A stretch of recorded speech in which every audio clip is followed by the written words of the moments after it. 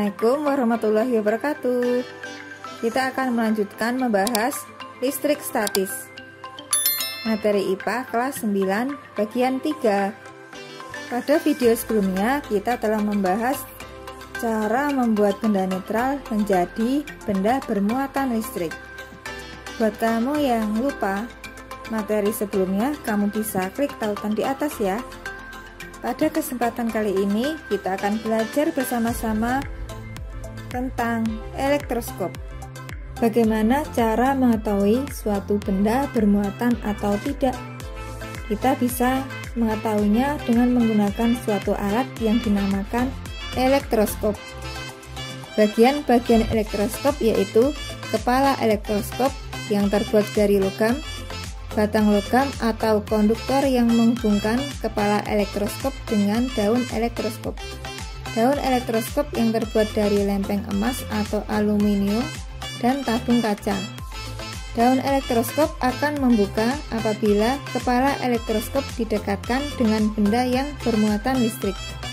Kegunaan elektroskop yaitu yang pertama untuk mengetahui ada tidaknya muatan listrik pada benda.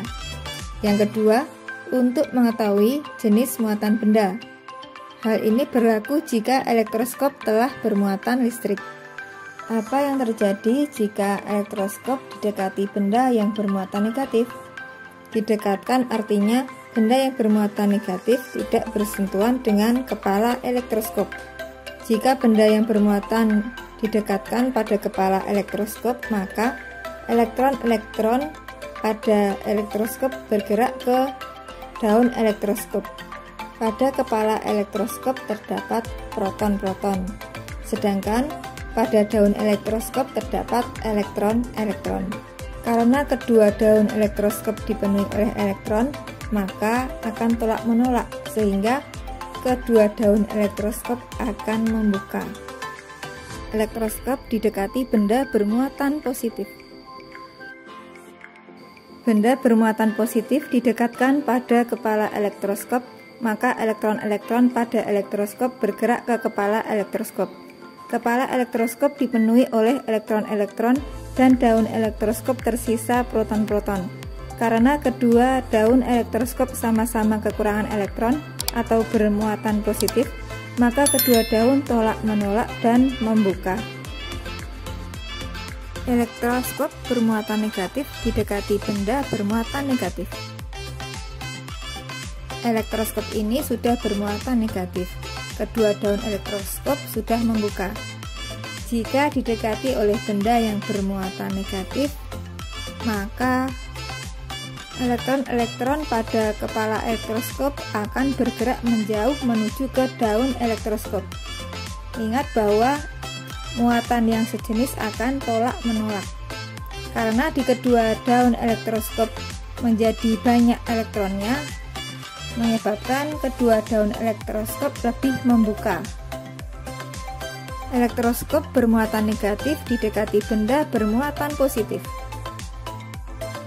Elektroskop yang bermuatan negatif ini didekati oleh benda yang bermuatan positif.